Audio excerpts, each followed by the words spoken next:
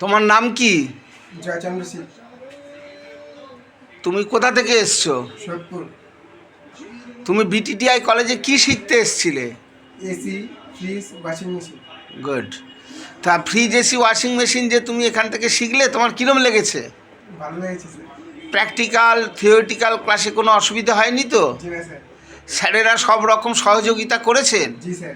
তুমি যখন যা দেখতে চেয়েছো দেখিয়েছে? জি স্যার। গুড।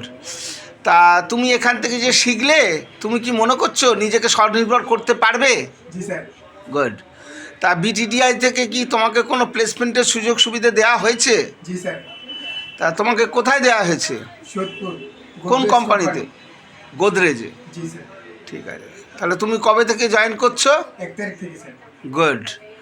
ঠিক আছে, তুমি ভালো মতো কাজকর্ম করো, দীর্ঘায়ু হও।